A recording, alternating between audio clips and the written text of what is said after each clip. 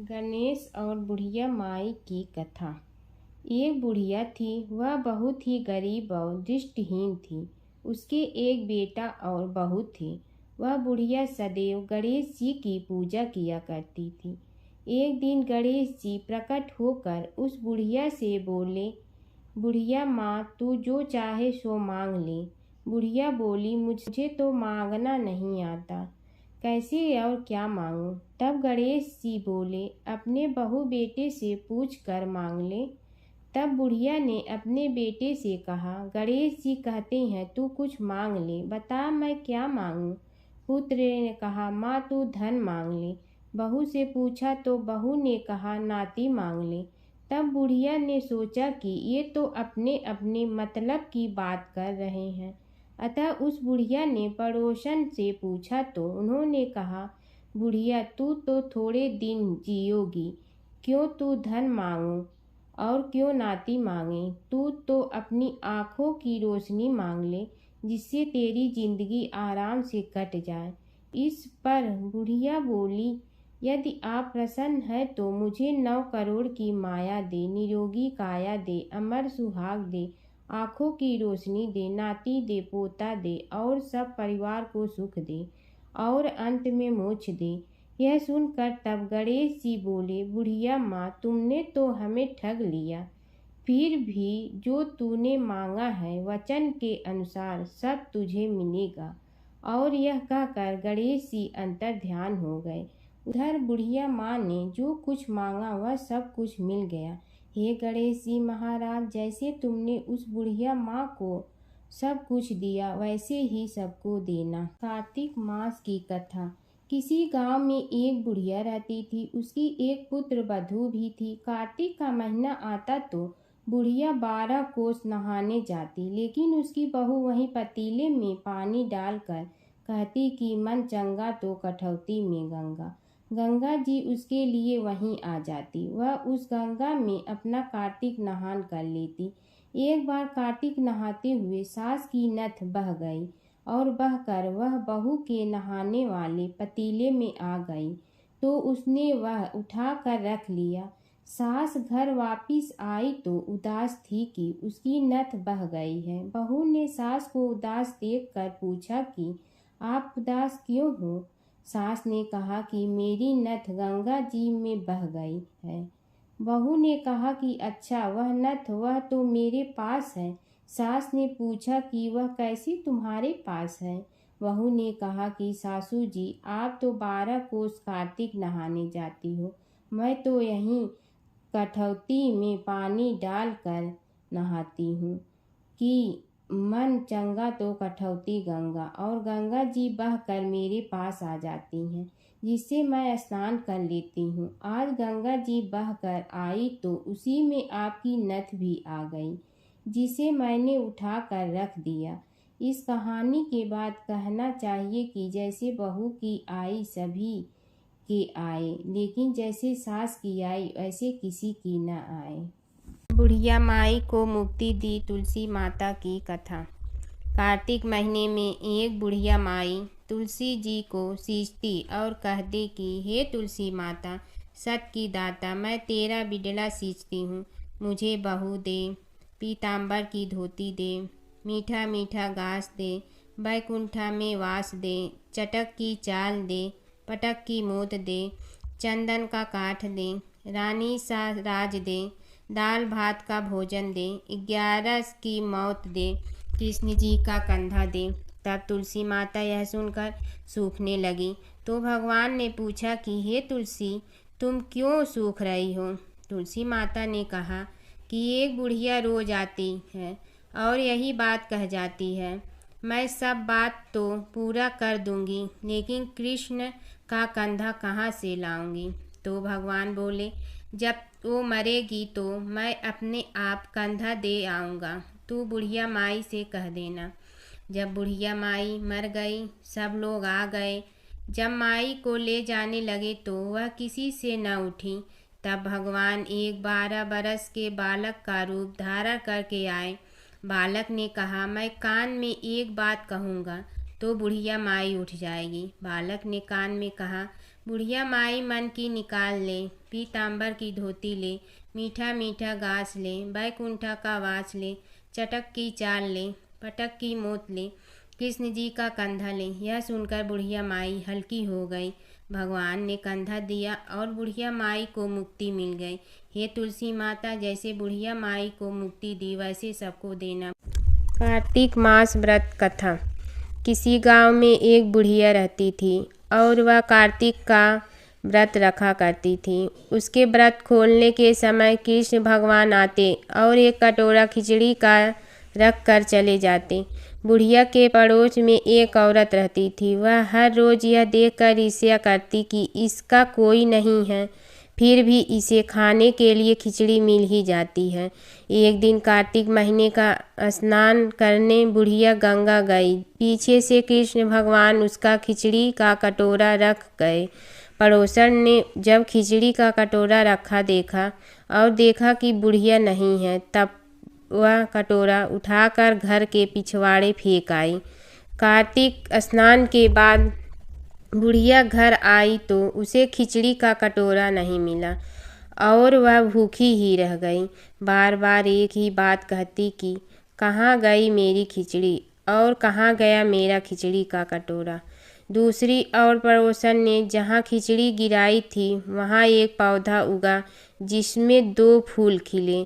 एक बार राजा उस ओर से निकला तो उसकी नज़र उन दोनों फूलों पर पड़ी और वह उन्हें तोड़कर घर ले आया। घर आने पर उसने वह फूल रानी को दिए, जिन्हें सूंघने पर रानी गर्भवती हो गई।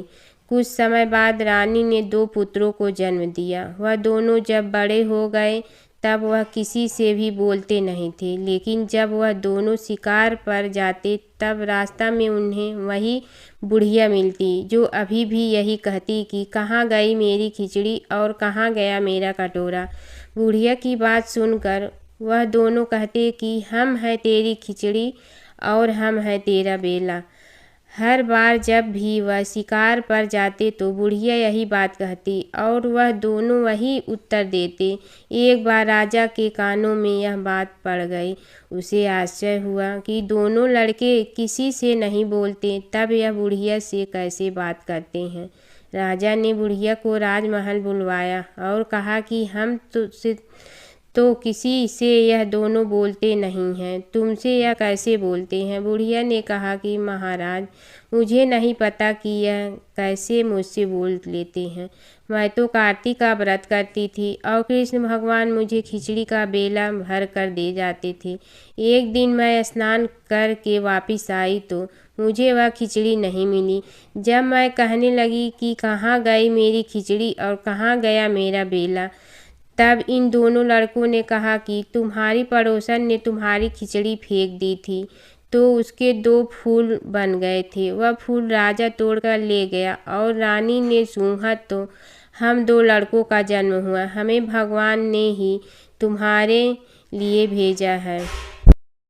कार्तिक माह में विष्णु भगवान की कथा।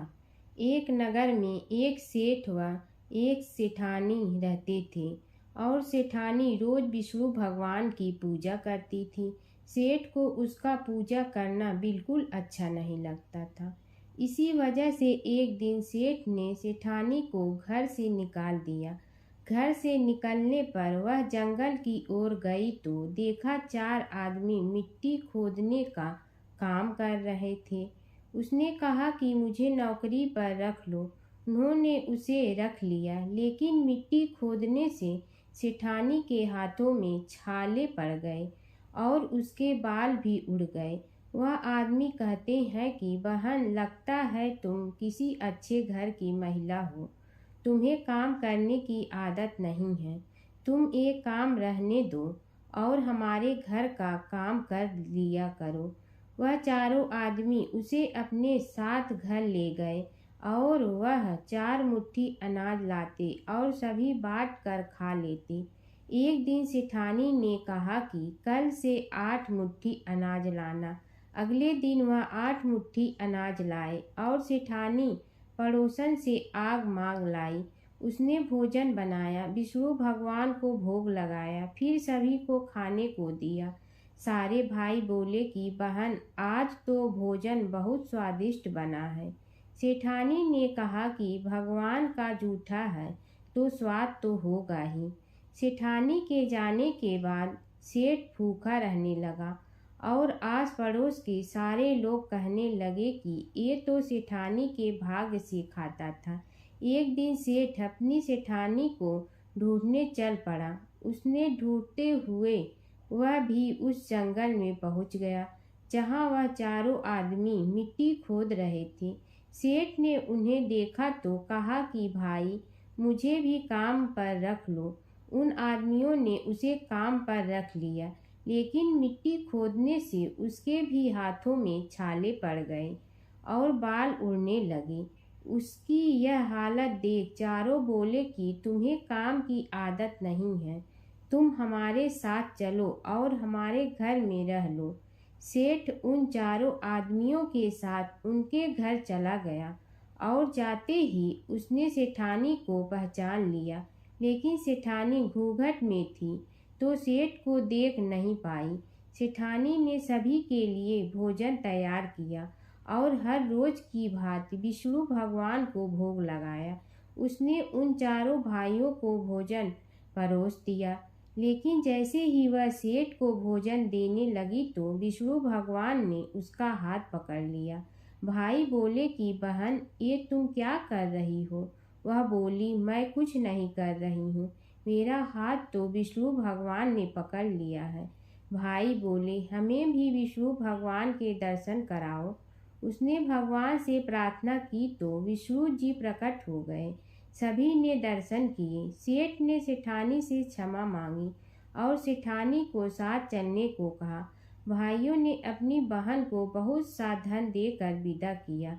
जब सेठानी के साथ सेठ भी भगवान विष्णु की पूजा करने लगा और उनके परिणाम से उनका घर अन्न धन से भर गया। कार्तिक माह की कथा। किसी गांव में एक बुढ़िया रहती थी और उसका एक बेटा व बहू भी साथ रहते थे। कार्तिक का महीना आया तो बुढ़िया ने बेटे से कहा कि वह कार्तिक स्नान के लिए जाएगी और 1 महीने वहीं रहेगी। यह सुन उसके बेटे ने अपनी पत्नी से कहा कि माँ के लिए 30 लड्डू बनाकर दे दो ताकि वह पूजा पाठ कर कुछ खा सके। बहू ने गुस्से में आकर 30 लड्डू बनाकर दे दिए। बुढ़िया नदी किनारे कार्तिक स्नान को गई और वहीं एक किनारे पर झोपड़ी बनाकर रहने लगी। बुढ़िया रोज सवेरे उठकर स्नान करती और जैसे ही एक लड्डू निकाल कर खाने लगती तो हनुमान जी बंदर के रूप में आते तो बुढ़िया वह लड्डू खुशी से बंदर को दे देती। इस तरह से कार्तिक का पूरा महीना बीत गया और सभी 30 लड्डू हनुमान जी बंदर के रूप में खा गए। कार्तिक का महीना समाप्त होने पर बुढ़िया वापिस जाने को तैयार हुई तो हनुमान जी प्रकट हो गए। उन्होंने बुढ़िया की उस कुटिया की जगह पर एक आलीशान महल बनवा दिया। बुढ़िया का पूरा महल धन दौलत से भर गया। उसकी काया निरोगी हो गई। अन्न के भंडार से महल भर गया। इतना सब होने पर वह धूमधाम से अपने बेटे के पास गई। बुढ़िया को इतना धनी देखकर उसकी बहू ने मन में कहा कि अगले कार्तिक मैं भी अपनी माँ को कार्तिक स्नान के लिए भेजूंगी। और अगले कार्तिक आने पर उसने अपनी माँ को कार्तिक स्नान के लिए कहा। पूरे 30 लड्डू घी व बहुत सा मेवा डालकर अपनी माँ के लिए बना कर दिए। माँ कार्तिक स्नान के लिए गई और जैसे ही सुबह सवेरे नहाकर लड्डू खाने लगती तो हनुमान जी बंदर का रूप धरकर उसके सामने बैठ जाती तो वह पत्थर मारकर उन्हें भगा देती और कहती कि इससे मेरा पेट ही नहीं भरा तो तुम्हें कैसे दूं। उसका रोज का यही क्रम 30 दिन तक चलता रहा। कार्तिक का महीना समाप्त हुआ तो हनुमान जी फिर से प्रकट हुए और उन्होंने बहू की माँ की कुटिया को कूड़े कचरे में बदल दिया और माँ को भिखारी बना दिया। कार्तिक महीना समाप्त होने पर बहू ने भी अपने पति से कहा कि कार्तिक का महीना खत्म हो गया है, आप मेरी माँ को गाजे बाजे के साथ लेकर आओ। लड़का अपनी सास को गाजे बाजे के साथ लेने गया तो वहाँ देखता ही कुटिया की जगह कूड़े का ढेर लगा है और उस पर उसकी सास डूकर बनकर बैठी है। लड़के को देख हनुमान जी प्रकट हुए और बोले कि बेटा, तुम्हारी माँ ने सच्चे मन से कार्तिक का स्नान किया है और पूजा पाठ किया है, इसलिए ही तुम्हारी माँ पर कार्तिक देवता का आशीर्वाद बरसा था। लेकिन तुम्हारी सास ने पापी मन से यह कार्य किया है और कार्तिक महीने में बेटी के घर का अन्न खाया है, इसलिए कार्तिक देवता इससे नाराज हुए, जिससे यह डूकर बन गई है। कहानी के बाद हाथ जोड़कर कहना चाहिए कि हे कार्तिक देवता, जैसे आप लड़के की माँ पर बरसे वैसे ही आप सभी पर बरसना। कार्तिक मास की कथा। एक समय की बात है, किसी नगर में एक बूढ़ा व्यक्ति रहता था और उसकी 7 बहुएं थी। एक बार कार्तिक का महीना आया और उसने अपनी बहुओं से कहा कि मैं कार्तिक का स्नान करूँगा, क्या तुम इसे निभा दोगी? 7 में से 6 बहुएं ने मना कर दिया, लेकिन बड़ी बहू ने कहा कि मैं निभा दूंगी। बूढ़ा हर रोज सुबह उठता और नदी पर स्नान कर कर घर आता। गीली धोती को वह बड़ी बहू के आंगन में सुखा देता। जैसे उस गीली धोती में से पानी की बूंदें जमीन पर गिरती, वैसे ही वह हीरे मोतियों में बदल जाती। धोती से हीरे मोती गिरते देख बाकी 6 बहुएं से रहा नहीं गया और वे बोले कि हम भी बूढ़े को अपने यहाँ नहाने को बोलते हैं।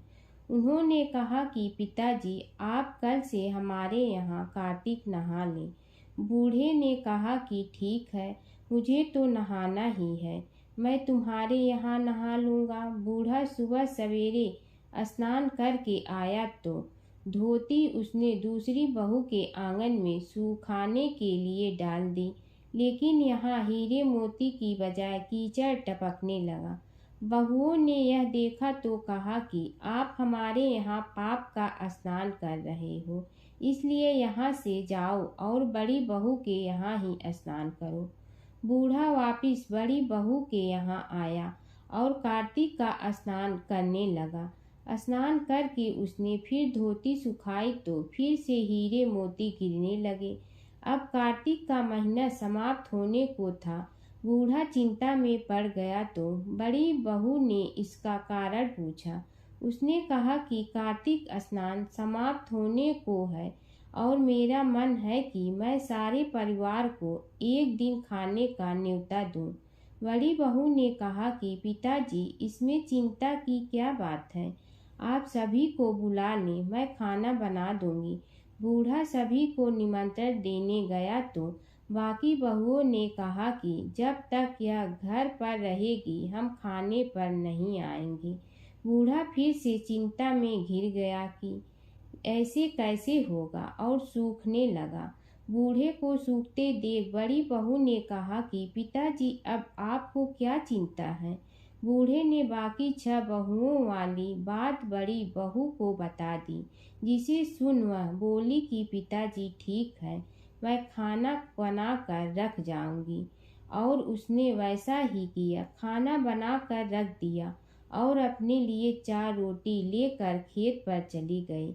इधर 6 बहुओं ने खाना खा लिया, लेकिन जाने से पहले बाकी बचे खाने में कंकड़ पत्थर डाल गई कि बड़ी बहू आएगी तो परेशान होगी।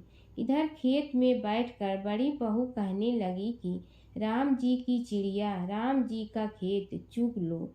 चिड़िया भर भर पेट मेरे ससुरे ने घर में जगह दी है और मैंने खेत में चिड़िया को बाजरा डाल वह घर आ गई। घर आई तो बूढ़ा फिर उदास बैठा था। उसने फिर पूछा कि यह उदासी क्यों? सब ठीक ठाक निपट गया ना? वह बोला कि हाँ, सब ठीक निपट गया, लेकिन वह देवरानियाँ बाकी बचे खाने में कंकड़ पत्थर व मिट्टी डाल गई। बहू ने कहा कि कोई बात नहीं पिताजी, मैं तो अपने लिए 4 रोटी फिर बना लूँगी। बहू बूढ़े से बात कर घर के भीतर जाकर खाने को देखती है, लेकिन वह देखती है कि जिस खाने में वह सब कंकड़ पत्थर डालती हैं वह हीरे मोती में बदल गए हैं। घर की जगह महल खड़ा हो गया है और धन दौलत से भर गया है। अन्न के भंडार घर में भरे पड़े हैं। वह बूढ़े को बुलाकर कहती है कि पिताजी, आपने तो कहा था कि मेरे लिए कुछ नहीं बचा है, लेकिन यहाँ तो हीरे मोतियों के भंडार खो गए हैं। पूरे घर में धन की वर्षा हो रही है। साधारण सा घर महल में बदल गया है। बूढ़ा सब चीजें देखकर बोला कि बेटी, तुमने सच्चे मन से कार्तिक स्नान सच्चे मन से निभाया था, लेकिन बाकी बहुओं ने पापी मन से इसे निभाया। इसलिए कार्तिक देवता तुमसे प्रसन्न हुए और यह फल दिया है। कार्तिक देवता, जैसे आपने बड़ी बहू की सुनी, वैसे ही आप सभी की सुनना। बात है, एक छोटी सी लड़की थी जो कार्तिक नहाया करती थी। कार्तिक का महीना पूरा हुआ तो सब कहने लगे कि गंगा जी जाए या जमुना जी जाएं या हरिद्वार होकर आए। एक स्त्री बोली कि मैं तो राई दामोदर भगवान को जिमाऊंगी। सब पूछने लगी कि वे कैसे होते हैं। स्त्री बोली कि मोर मुकुट, गले में बैजंती माला और हाथ में पीताम्बर, ऐसे होते हैं राई दामोदर भगवान। वह लड़की अपने घर आई, भगवान की रसोई बनाई, मंदिर में आई, बोली, आओ मेरे भगवान, आओ जीमो। मंदिर में भगवान नहीं मिले। मंदिर से शहर में गई, शहर से जंगल गई, जंगल से पहाड़ों पर चढ़ गई। भगवान को पुकारते सुबह से शाम हो गई। भगवान लड़की को पहाड़ पर चढ़ते देख बोले कि यह तो ऊपर से गिरकर मर जाएगी और मेरे सिर इसकी हत्या लगेगी। इसे दर्शन देने ही होंगे। भगवान ब्राह्मण का रूप धर कर आए और बोले, चल बेटा, मैं तेरा भगवान हूँ, तू मुझे जिमा दे। लड़की बोली कि नहीं, तुम मेरे भगवान नहीं हो। ब्राह्मण बोला कि तेरे भगवान कैसे हैं?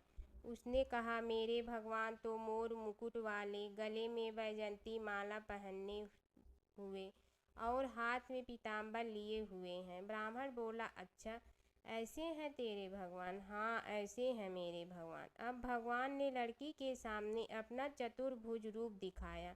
अब लड़की खुश हो गई और बोली कि हाँ, तुम ही हो मेरे भगवान। अब आगे आगे वह छोटी लड़की भाग रही थी और पीछे भगवान आ रहे थे। भागते भागते संग की सहेलियां से बोली कि मेरे घर मेरे भगवान आए हैं।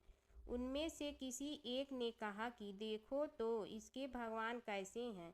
जिनके भाग्य में भगवान के दर्शन लिखे थे उन्हें हो गए। हे राई दामोदर भगवान, जैसे आपने लड़की को दर्शन दिए वैसे ही सभी को देना। पीपल पथवारी की कहानी। एक गुजरी थी। उसने अपनी बहू से कहा कि तू दूध दही बेचा। तो वह दूध दही बेचने गई। कार्तिक महीना था। वहाँ पर सब औरतें पीपल सींचने आती थीं, तो वह भी बैठ गई और औरतों से पूछने लगी कि तुम क्या कर रही हो। तो औरतें बोली कि हम तो पीपल की पथवारी सींच रही हूँ। तो उसने पूछा, इससे क्या होता है? औरतें ने जवाब दिया कि इसके करने से अन्न धन मिलता है, वर्षों का बिछड़ा हुआ पति मिलता है। उस गुजरी ने कहा कि तुम तो पानी सींच रही हो, मैं तो दूध दही से सींचूंगी। उसकी सास रोज कहती कि तू दूध दही बेचकर पैसे ला कर दे। तो उसने कहा, जब कार्तिक का महीना पूरा हो जाएगा तब ला दूंगी। और कार्तिक का महीना पूरा हो गया। पूनम के दिन गुजरी पीपल पथवारी के पास धरना लेकर बैठ गई। पीपल ने पूछा कि तू यहाँ क्यों बैठी है? उसने कहा, मेरी सास दूध दही के पैसे मांगेंगी। तो पीपल ने कहा, मेरे पास पैसे नहीं हैं, यह पत्थर, डंडे, पान पत्ते पड़े हैं, वह ले जा और गुल्लक में रख देना। जब सास ने पूछा, पैसे लाई है? तो गुजरी ने कहा, मैंने पैसे गुल्लक में रखे हैं। तब सास ने गुल्लक खोल कर देखी तो सास देखती रह गई कि उसमें हीरे मोती जगमगा रहे हैं। पत्थर, डंडे और पत्तों का धन हो गया। सास बोली कि बहू, इतना पैसा कहाँ से लाई? तो बहू ने आकर देखा तो बहुत धन पड़ा है। तब गुजरी ने कहा, सासू जी, मैंने तो 1 महीना दूध दही से पीपल की पथवारी में सींचा था और मैंने उससे धन मांगा था, तो उसने मुझे पत्थर डंडे पत्ते दिए थे जो मैंने गुल्लक में रख दिए थे और वह हीरे मोती हो गए। तब सासू जी ने कहा कि अब की बार मैं भी पथवारी सींचूंगी। सासू दूध दही तो बेच आती और हांडी धोकर पीपल पथवारी में रख आती और बहू से कहती कि तू मेरे से पैसे मांग। तो बहू ने कहा कि कभी बहू भी सास से पैसे मांगती है। तो सास बोली कि तू मेरे से पैसे मांग। तो बहू ने सास से दूध दही के पैसे मांगे। तो सासू जी पीपल पथवारी पर जाकर धड़ल्ला लेकर बैठ गई।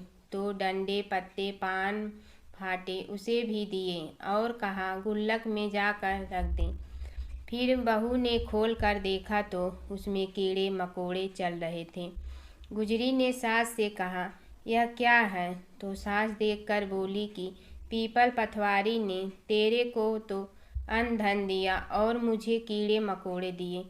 तब सब बोले कि बहू तो सत्य से सींचती थी और सासू जी धन की भूख से सींचती थी। इसलिए हे पथवारी माता, जैसे बहू को दिया वैसा सबको देना और सासू जी को दिया वैसा किसी को मत देना। यह थी पीपल पथवारी की कहानी। कार्तिक माह में नगर बसेरे की कहानी। किसी गांव में एक भाट व एक जाट रहता था। दोनों में घनिष्ठ मित्रता थी। एक बार जाट अपनी बहन के घर जाने को तैयार हुआ तो भाट अपनी ससुराल जाने को तैयार हुआ। दोनों साथ चल पड़े तो रास्ते में रुककर एक कुएं की मुंडेर पर बैठ गए। जाट ने भाट से कहा कि नगर बसेरा कर लेते हैं। इस पर भाट बोला कि तू ही नगर बसेरा कर ले, मैं तो अपनी ससुराल जा रहा हूँ, वहाँ खूब खातिर होगी मेरी, तू कर ले नगर बसेरा। जाट वहीं कुएं के पास बैठ पानी की घंटी और चावल का दाना लेकर नगर बसेरा करने लगा। नगर बसेरा करने के साथ जाट कहने लगा कि नगर बसेरा जो करे सो मल धोवे पाँव, ताता माड़ा तापसी देगी मेरी माँ, माँ देगी मावशी तेगी द्वारका का वास, मीठा मीठा घास वृंदावन का वास, 5 कुल्ठी छठी रास, मेरी जीवड़ो श्री कृष्ण के पास, डालू पानी हो जाए घी, झट से निकल जाए मेरा जी। यह सब कर कर के वह जाट बहन के पास चल पड़ा। जाट की बहन ने भाई के आने पर उसकी खातिर की खी बूरा के साथ भाई को जिमाया। दोनों ने बैठकर ढेर सारी बातें की। इधर भाट अपने ससुराल पहुंचा तो वहां आग लगी हुई थी। आग बुझाने वह भी लग गया, जिसमें हाथ मुंह भी काले हो गए और खुद भी थोड़ा सुलझ गया। ना रोटी ना पानी के लिए ही किसी ने पूछा। एक पड़ोसन आई तो उसने भाट की सास को कहा कि जमाई आया है, जरा उस आओ भगत कर लो। बुढ़िया बोली कि सब कुछ तो जल गया है, अब कहाँ से आओ भगत करूं। तब पड़ोसन ने ही भाट को एक रोटी के साथ छाछ दी। उसने वही खाकर गुजारा किया।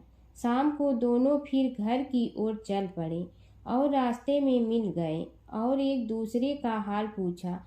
भाट बोला कि मेरी ससुराल में तो आग लगी हुई थी, आग बुझाते मैं खुद काला हो गया हूँ, ना रोटी मिली ना पानी। जाट बोला कि मेरी तो बहुत खातिर हुई। फिर बोला कि मैंने कहा था ना कि नगर बसेरा कर ले, अब कर ले, लेकिन भाट ने फिर मना कर दिया। कहने लगा कि तेरी मौसी है, पता नहीं रोटी दे या ना दे, तेरी तो माँ है, दही चूरमा का पेड़ा धरा पाएगा। भाट ने फिर नगर बसेरा नहीं किया।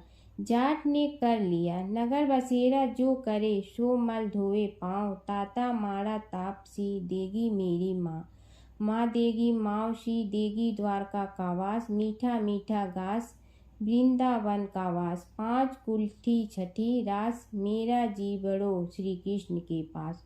डालूं पानी हो जाए घी, झट से निकल जाए मेरा जी। करके वह चल पड़ा।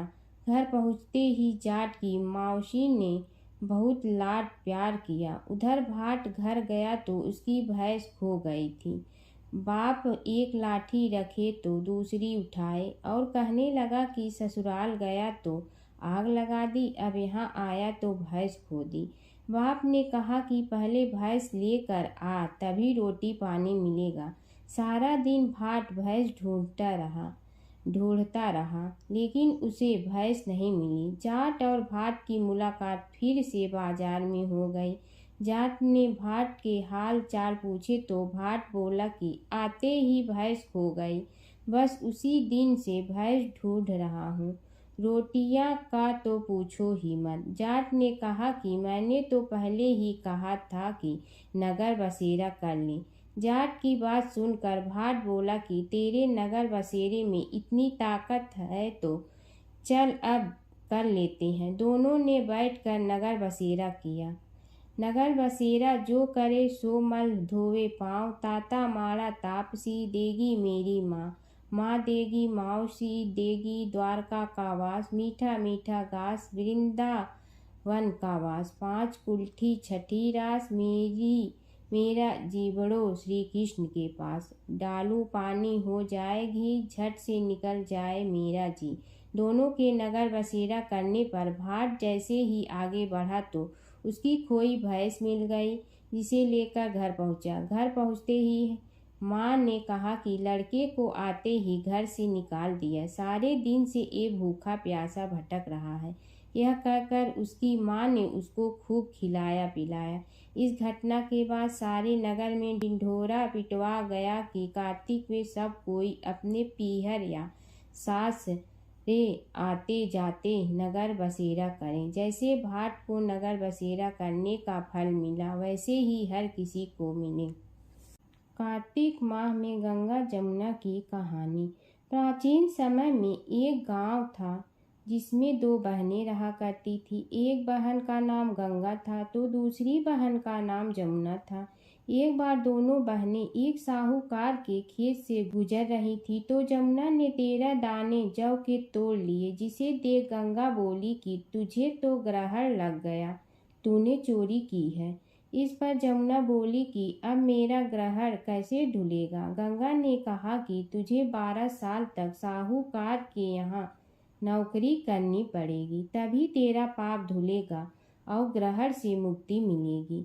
जमुना साहूकार के यहाँ नौकरी के लिए जाती है और अपने लिए काम मांगती है। साहूकार उसे काम पर रख लेता है, लेकिन काम करने से पहले जमुना उसे कहती है कि मैं सारे काम करूंगी, लेकिन 4 काम नहीं करूंगी।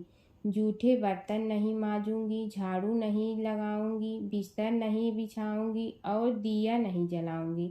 12 साल के बाद कुंभ का मेला लगा तो साहूकारनी भी कुंभ नहाने जाने लगी।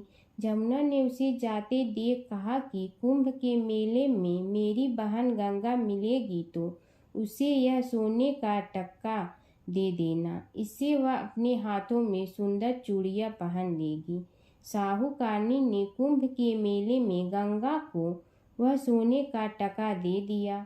गंगा ने उनसे वह टका लेते हुए कहा कि मेरी बहन को कहना कि उसके 12 वर्ष पूरे हो गए हैं, अब वह वहाँ वापिस आ जा। साहूकार व साहूकारनी वापिस घर आए तब जमुना मटके में पानी भर रही थी। दोनों जमुना से बोले कि हमने सोने का वह टका तेरी बहन गंगा को दे दिया था और उसने कहा है कि तेरे 12 वर्ष पूरे हो गए हैं, इसलिए अब तुम वापिस जाओ। यह समाचार सुनते ही जमुना सहस्त्र धारा में बदल गई और बहने लगी। जमुना जी का यह रूप देखकर साहूकार और साहूकारनी परेशान हो गई थी। हमारे घर में जमुना माता ने काम किया, हमें तो अब ग्रहण लग गया है, हम यह ग्रहण कैसे उतारेंगे। जमुना भागकर गंगा माता के पास चली गई। गंगा ने जमुना से पूछा कि तुम साहूकारनी से कुछ कहकर आई हो या ऐसे ही बिना बताए आ गई। तब जमुना बोली कि मैं तो कुछ भी बताकर नहीं आई हूँ। गंगा ने कहा कि जा उन्हें धीरज दे आ, नहीं तो उन्हें जीवन भर असंतोष ही रहेगा। गंगा के कहने पर जमुना माता ने साहूकारनी को सपने में दर्शन दिए और कहा कि तुम दोनों उल्टे माथे क्यों पड़े हो, जाओ उठकर खाओ पियो। तब दोनों बोले कि हम कैसे उठें, हमें तो ग्रहण लगा है, क्योंकि हमने उल्टे सीधे और पता नहीं कितने नीच कार्य आपसे कराए हैं। तब जमुना जी बोली कि तुम्हें ग्रहण नहीं लगा है, ग्रहण तो मुझे लगा था कि मैंने तुम्हारे खेत से 13 दाने जौ के चुराए थे। मैं तो अपना ग्रहण उतारने तुम्हारे घर आई थी। मेरा ग्रहण तुम्हारे घर में 12 वर्ष तक रहने से उतर गया है और मेरी मुक्ति हो गई है। जमुना जी ने कहा कि तुम्हें कोई ग्रहण नहीं लगा है, उल्टे मेरे 12 वर्ष तक यहाँ रहने से तुम्हारी भी मुक्ति हो गई है। यह कहकर जमुना जी स्वप्न से चली गई। दोनों उठकर देखते हैं कि उनके घर में पहले से भी अधिक धन हो गया है। हे जमुना माता, जैसे आपने साहूकार व साहूकारनी की मुक्ति कराई, वैसे ही आप अपने सभी भक्तों की करना। तारा भोजन की कथा। एक राजा की लड़की कार्तिक मास में तारा भोजन करती थी। उसने अपने पिताजी से कहा, पिताजी मुझे 9 लाख सोने के तारे बनवा दो, मैं दान करूंगी। राजा ने सुनार को बुलाया और कहा कि मेरी बेटी कार्तिक मास में तारा भोजन करती है, तुम 9 लाख तारे बना दो। सुनार चिंता करने लगा। तब उसकी पत्नी ने पूछा कि तुम उदास क्यों रहते हो। उसने कहा, राजा जी ने 9 लाख तारे बनाने के लिए कहा है, मैं कैसे बनाऊं, मुझे तो तारे बनाने नहीं आते। पत्नी ने कहा, राजा की बात है, इसमें परेशान होने की क्या बात है। गोल 7 पतरा काट के कलियां काट देना, राजा जी को दे आना। सुनार ने ऐसा ही किया, राजा जी को दे आया। राजा की लड़की ने 9 लाख तारे और बहुत सार धन कपड़े दान दिया। भगवान का सिंहासन डोलने लगा। भगवान ने कहा, देखो मेरे नेम व्रत पर कौन है। 3 कूट देखा तो कोई नहीं था। चौथे कूट देखा कि राजा की लड़की तारा भोजन कर रही है। भगवान ने कहा, उसे ले आओ, उसने व्रत किए हैं। भगवान के दूतों ने कहा, चलो तुम्हें भगवान ने बुलाया है। उसने कहा, मैं अकेले नहीं जाऊंगी, मैं तो सारी प्रजा को, उस सुनार को जिसने मेरे तारे बनाए, जिसने कहानी सुनी, सबको लेकर जाऊंगी। दूत उसके लिए बड़ा विमान लाएगी, चलो। वह कहने लगी, हाँ अब मैं चलूंगी। सब विमान में बैठकर जाने लगे। रास्ते में राजा की बेटी को अभिमान हो गया, मैं तारा भोजन व्रत नहीं करती तो पूरे के पूरे गांव को स्वर्ग कैसे मिलता। भगवान के दूत ने उसे वहीं से नीचे उतार दिया कि तुम्हें घमंड हो गया है, इसलिए तेरा सारा पुण्य नष्ट हो गया है। दूत भगवान के पास पहुँचे तो भगवान ने कहा, इन सब में तारा भोजन व्रत करने वाली लड़की कौन सी है। दूत बोले, उसने घमंड किया, इसलिए हम पृथ्वी लोक पर ही छोड़ आए। भगवान बोले, नहीं, उसे लेकर आओ। लड़की ने कार्तिक के भगवान से बार बार क्षमा मांग ली है। क्षमा करो भगवान। कार्तिक मास में तारा भोजन करने के पुण्य से राजा की लड़की को भगवान श्री हरि विष्णु के चरणों में स्थान प्राप्त हुआ। हे कार्तिकेय राय दामोदर जी, भगवान राजा की लड़की को स्वर्ग लोक मिला, वैसे भगवान सबको स्वर्ग लोक देना। माता सीता की कथा। यह कहानी सीता माता कहती थी और श्री राम इसे सुना करते थे। एक दिन श्री राम भगवान को किसी काम के लिए बाहर जाना पड़ा। तो सीता माता कहने लगी कि भगवान, मेरा तो 12 वर्ष का नित्य नियम है। अब आप बाहर जाएंगे तो मैं अपनी कहानी किसे सुनाऊंगी। श्री राम ने कहा कि तुम कुएं की पाल पर जाकर बैठ जाना और वहाँ जो औरतें पानी भरने आएंगी उन्हें अपनी कहानी सुना देना। सीता माता कुएं की पाल पर जाकर बैठ जाती हैं। एक स्त्री आई, उसने रेशम की जड़ी की साड़ी पहन रखी थी और सोने का घड़ा ले रखा था। सीता माता उसे देख कहती हैं कि बहन, मेरा 12 वर्ष का नित्यनेम सुन लो। पर वह स्त्री बोली कि मैं तुम्हारा नित्यनेम सुनूंगी तो मुझे घर जाने में देरी हो जाएगी और मेरी सास मुझसे लड़ेंगी। उसने कहानी नहीं सुनी और चली गई। उसकी रेशम जड़ी की साड़ी फट गई।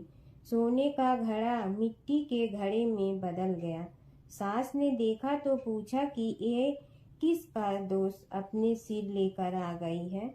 बहू ने कहा कि कुएं पर एक औरत बैठी थी। उसने कहानी सुनने के लिए कहा, लेकिन मैंने सुनी नहीं, जिसका यह फल मिला है। बहू की बात सुनकर अगले दिन वही साड़ी और घड़ा लेकर सास कुएं की पाल पर गई। सास को वहीं माता सीता बैठी मिली तो माता सीता ने कहा कि बहन, मेरी कहानी सुन लीजिए। सास बोली कि एक बार छोड़, मैं तो 4 बार कहानी सुन लूंगी। राम आए, लक्ष्मण आए, देश के पुजारी आए, नित नेम का नेम लाए, आओ राम बैठो राम।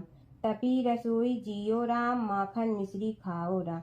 दूध बतासा पियो राम, सूत के पलका मोठो राम। साल दुसाला पोठो राम, साल दुसाला ओढ़ो राम। जब बोलो जब राम ही राम, राम संवारे सबके काम। खाली घर भंडार भरेंगे, सबका बेड़ा पार करेंगे। श्री राम जय राम जय जय राम। सास बोली कि बहन, कहानी तो बहुत अच्छी लगी। कहानी सुनकर सास घर चली गई और उसकी साड़ी फिर से रेशम जड़ी की बन गई। मिट्टी का घड़ा फिर सोने के घड़े में बदल गया। बहू कहने लगी, सासू माँ, आपने ये सब कैसे किया। सास ने कहा कि बहू, तू दोष लगा के आई थी और मैं अब दोष उतार कर आ रही हूँ। बहू ने फिर पूछा कि वह कुएं वाली स्त्री कौन है। सास बोली कि वे सीता माता थीं। वे पुराने से नया कर देती हैं, खाली घर में भंडार भर देती हैं। वह लक्ष्मी जी का वास घर में कर देती हैं। आदमी की जो भी इच्छा हो उसे पूरा कर देती हैं। बहू बोली कि ऐसी कहानी मुझे भी सुना दो। सास बोली कि ठीक है, तुम भी सुनो। और सास ने कहानी शुरू की। राम आए, लक्ष्मण आए, देश के पुजारी आए, नित नेम का नेम लाए, आओ राम बैठो राम। तपी रसोई जियो राम, माखन मिश्री खाओ राम। दूध बतासा पियो राम, सूत के पलका मोठो राम। साल दुसाला पोठो राम, साल दुसाला ओढ़ो राम। जब बोलो जब राम ही राम, राम संवारे सबके काम। खाली घर भंडार भरेंगे, सबका बेड़ा पार करें। श्री राम जय जय राम। कहानी सुनकर बहू बोली कि कहानी तो बहुत अच्छी है। सास ने कहा कि ठीक है, इस कहानी को रोज कहा करेंगे।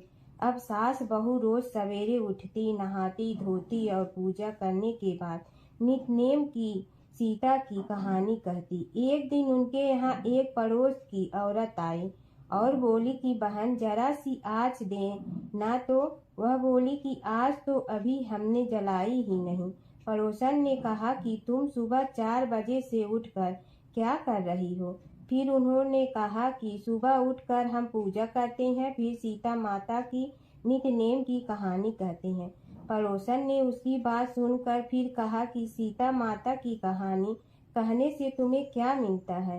वे बोली कि इनकी कहानी कहने से घर में भंडार भर जाते हैं, सारे काम सिद्ध होते हैं, मन की इच्छा भी पूरी हो जाती है। पड़ोसन कहती है कि बहन, ऐसी कहानी तो मुझे भी सुना दो। फिर वह बोली कि ठीक है, तुम भी यह कहानी सुन लो। राम आए लक्ष्मण आए, देश के पुजारी आए, नित नेम का नेम लाए, आओ राम बैठो राम। सारी कहानी सुनने के बाद पड़ोसन कहने लगी, बहन कहानी तो मुझे बहुत अच्छी लगी। अब वह पड़ोसन भी नित नेम सीता माता की कहानी कहने लगी। कहानी कहने से सीता माता ने पड़ोसन के भी भंडार भर दिए। अब तो पूरे मोहल्ले में नित नेम की कथा चल पड़ी। हर किसी की मनोकामना पूरी होने लगी। हे सीता माता, जैसे आपने उनके भंडार भरे, वैसे ही आप हमारे भी भंडार भरना, सबकी भरना, कहानी सुनने वाले के भी और कहानी कहने वाले के भी। एक बूढ़ा ब्राह्मण था। वह रोज पीपल को जल से सींचता था। पीपल में से रोज एक लड़की निकलती और कहती, पिताजी मैं आपके साथ जाऊंगी। यह सुनते सुनते बूढ़ा दिन ब दिन कमजोर होने लगा। तो बुढ़िया ने पूछा कि क्या बात है। बूढ़ा बोला कि पीपल से एक लड़की निकलती है और कहती है कि वह भी मेरे साथ चलेगी। बुढ़िया बोली कि कल ले आना उस लड़की को, जहाँ 6 लड़कियां पहले से ही हमारे घर में है, वहाँ 7वीं लड़की और सही। अगले दिन बूढ़ा उस लड़की को घर ले आया। घर लाने के बाद बूढ़ा ब्राह्मण आटा मांगने गया तो उसने पहले दिनों की अपेक्षा आज ज्यादा आटा मिला था। जब बुढ़िया वह आटा छानने लगी तो लड़की ने कहा कि लाओ माँ, मैं छान देती हूँ। जब वह आटा छानने बैठी तो परात भर गई। उसके बाद माँ खाना बनाने जाने लगी तो लड़की बोली कि आज रसोई मैं बनाऊंगी। तो बुढ़िया बोली कि ना, तेरे हाथ जल जाएंगे। लेकिन लड़की नहीं मानी। वह रसोई में खाना बनाने गई तो उसने तरह तरह के 36 व्यंजन बना डाले और आज सभी ने भर पेट खाना खाया। इससे पहले वह आधा पेट भूखा ही रहते थे। रात हुई तो बुढ़िया का भाई आया और कहने लगा कि दीदी मैं तो खाना खाऊंगा। बुढ़िया परेशान हो गई कि अब खाना कहाँ से लाऊंगी। लड़की ने पूछा कि क्या बात है माँ। उसने कहा कि तेरा मामा आया है और रोटी खाएगा, लेकिन रोटी तो सबने खा ली है, अब उसके लिए कहाँ से लाऊंगी। लड़की बोली कि तू चिंता मत कर माँ, मैं बना दूंगी। और वह रसोई में गई और मामा के लिए 36 व्यंजन बना दी। मामा ने भरपेट खाया और कहा भी कि ऐसा खाना इससे पहले उसने कभी नहीं खाया है। बुढ़िया ने कहा कि भाई तेरी बावनी भाजी है, उसी ने बनाया है। शाम हुई तो लड़की बोली कि माँ चौका लगा के चौके का दिया जला देना, कोठे में मैं सोऊंगी। बुढ़िया बोली कि ना बेटी, तू डर जाएगी। लेकिन वह बोली कि ना माँ, मैं नहीं डरूंगी, मैं अंदर कोठे में ही सोऊंगी। वह कोठे में ही जाकर सो गई। आधी रात को लड़की उठी और चारों ओर आंख मारी तो धन ही धन हो गया। वह बाहर जाने लगी तो एक बूढ़ा ब्राह्मण सो रहा था। उसने देखा तो कहा कि बेटी तू कहाँ चली। लड़की बोली कि मैं तो दरिद्रता दूर करने आई थी, अगर तुम्हें दूर करवानी है तो करवा लो। उसने बूढ़े के घर में भी आँख से देखा तो चारों ओर धन ही धन हो गया। सुबह सवेरे सब उठे तो लड़की को ना पाकर उसे ढूंढने लगे कि पावनी बेटी कहाँ चली गई। बूढ़ा ब्राह्मण बोला कि वह तो लक्ष्मी माता थी, जो तुम्हारे साथ मेरी दरिद्रता भी दूर कर गई। हे लक्ष्मी माता, जैसे आपने उनकी दरिद्रता दूर की, वैसे ही सबकी करना। एक नगर में एक ब्राह्मण दंपति रहते थे। वे दोनों प्रतिदिन 7 कोस दूर गंगा और यमुना नदी में स्नान करने जाते थे। इतनी दूर आने जाने से ब्राह्मण की पत्नी थक जाती थी। एक दिन उसने अपने पति से कहा कि हमारा एक पुत्र होता तो कितना अच्छा रहता। पुत्र के बहू आती तो हमें घर वापस जाने पर खाना बना हुआ मिलता और बहू घर का काम भी कर देती। अपनी पत्नी की बात सुनकर ब्राह्मण ने कहा कि तूने बात तो सही कही है, चल मैं तेरे लिए बहू ला ही देती हूँ। ब्राह्मण ने कहा कि एक पोटली में आटा डालकर कुछ मोहरे रख दे। ब्राह्मण के कहे अनुसार उसने पोटली बांध कर दे दी। पोटली लेकर ब्राह्मण चला गया। ब्राह्मण सफ़र के दौरान यमुना के किनारे बहुत ही सुंदर लड़कियां दिखाई दी। वे रेत में घर बनाकर खेल रही थीं। उनमें से एक लड़की ने कहा कि मैं अपना घर नहीं बिगाड़ूंगी, मुझे तो रहने के लिए एक घर चाहिए। लड़की की बात सुनकर ब्राह्मण मन ही मन सोचने लगा कि बहू बनाने के लिए यही लड़की उचित है। जब वह लड़की जाने लगी तो ब्राह्मण भी उसके पीछे पीछे उसके घर तक चला गया। वहां जाकर ब्राह्मण ने उस लड़की से कहा, बेटी, कार्तिक मास चल रहा है, इसलिए मैं किसी के घर खाना नहीं खाता। मैं अपने साथ आटा लेकर आया हूँ। तुम अपनी माता से पूछो कि क्या वह मेरे लिए आटा छान कर 4 रोटी बना देंगी। यदि वह मेरा आटा छान कर रोटी बनाएंगी तो ही मैं रोटी खा लूँगा। लड़की ने जाकर अपनी माँ को ये सारी बात बताई। माँ ने कहा, उचित है, जाकर ब्राह्मण देव से कह दो कि वह अपना आटा दे, मैं रोटी बना दूंगी। जब वह आटा छानने लगी तो आटे में से मोहरें निकली। वह सोचने लगी कि जिसके आटे में इतनी मोहरें हैं उसके घर में कितनी मोहरें होंगी। जब ब्राह्मण खाना खाने बैठा तो लड़की की माँ ने उस ब्राह्मण से पूछा, क्या आपका कोई लड़का है और क्या आप उस लड़के की सगाई करने जा रहे हो। यह सुनकर ब्राह्मण ने कहा कि मेरे लड़का तो काशी में पढ़ने गया हुआ है, लेकिन यदि तुम कहो तो खाड़ कटोरे से विवाह करके तेरी बेटी को अपने साथ ले जाऊं। लड़की की माँ ने कहा, ठीक है ब्राह्मण देव। इस पर लड़की की माँ ने लड़की की खाट कटोरे से शादी करके ब्राह्मण के साथ भेज दिया। ब्राह्मण ने घर आकर कहा, रामू की माँ, दरवाज़ा खोल कर देख, मैं तेरे लिए बहू लेकर आया हूँ। ब्राह्मण की पत्नी भीतर से ही बोली, हमारे तो कोई बेटा बेटी नहीं है, तो बहू कहाँ से आए। दुनिया ताने मारती थी, अब आप भी मारने लगे। ब्राह्मण ने कहा, तू दरवाज़ा खोल कर तो देख। जब ब्रह्मचारी ने दरवाज़ा खोला तो सामने बहू को खड़ी देखा। उसने बहू का स्वागत किया और आदर सत्कार से अंदर ले गए। अब जब ब्राह्मण अपनी पत्नी के साथ नदी स्नान करने जाता तो पीछे से बहू घर का सारा काम करके और खाना बना कर रखती थी। वह उनके कपड़े धोती और रात को हाथ पैर भी दबाती थी। इस तरह बहुत दिन बीत गए। ब्रह्मचारी ने अपनी बहू से कहा कि बहू, कभी भी चूल्हे की आग मत बुझने देना और मटके का पानी खत्म मत होने देना। परंतु एक दिन चूल्हे की आग बुझ गई।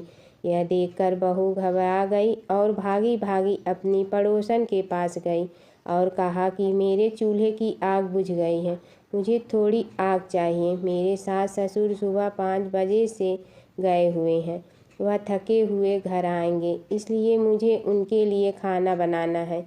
यह सुनकर पड़ोसन ने कहा कि तू तो बावली है, तुझे यह दोनों मिलकर पागल बना रहे हैं। इनके कोई पुत्र नहीं है, ये निसंतान है। बहू ने कहा, नहीं, ऐसा मत बोलो, इनका बेटा तो बनारस काशी में पढ़ने गया हुआ है।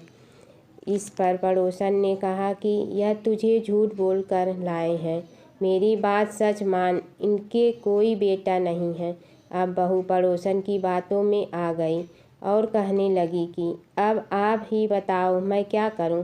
पड़ोसन ने कहा कि क्या है, जब तुम्हारे सास ससुर आए तो जली हुई रोटियां बना कर देना और बिना नमक की दाल बना कर देना।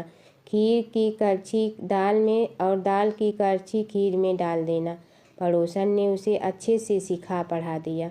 फिर जब उसने सास ससुर घर आए तो उसने न तो उनका आदर सत्कार किया, ना ही उनके कपड़े धोए। जब उसने सास ससुर को खाना दिया तो सास बोली, बहू, आज यह रोटियां जली हुई क्यों हैं और दाल भी अलूनी है।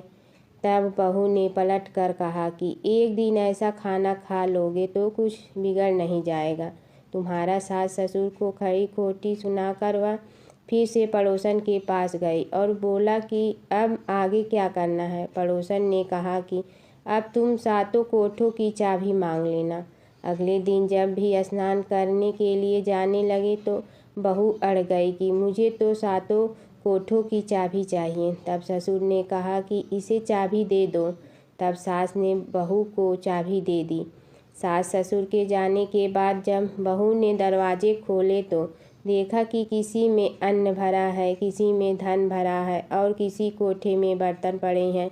जब उसने सबसे ऊपर का 7वां कोठा खोला तो देखा कि शिव जी, पार्वती माता, लक्ष्मी, गणेश जी, पीपल पथवारी, कार्तिक के ठाकुर, राई, दामोदर, तुलसी जी का बिड़वा, गंगा, यमुना और 33 कोटि देवी देवता विराजमान है।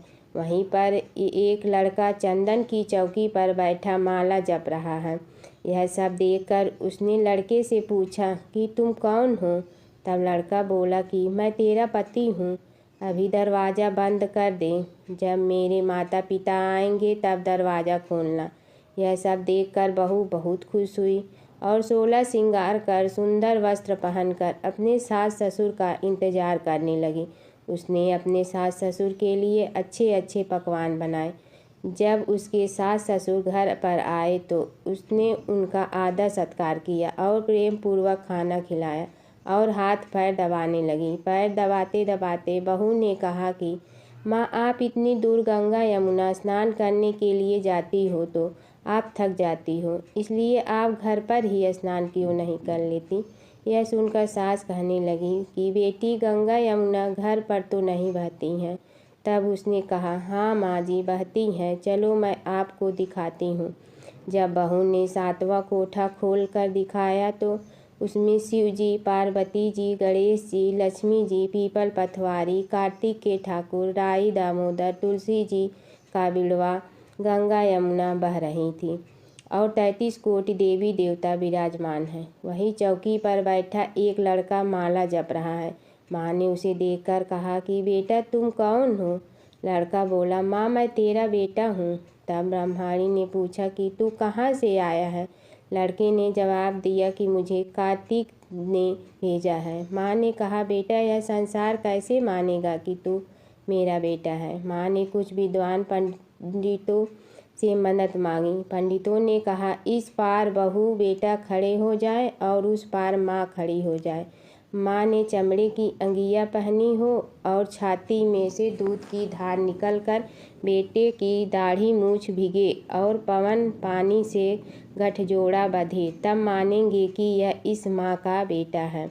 उसने ऐसा ही किया। चमड़े की अंगिया फट गई और छाती में से दूध की धार निकलकर बेटे की दाढ़ी मूछ भीग गई। पवन पानी से बहू बेटे का गठजोड़ा बंध गया।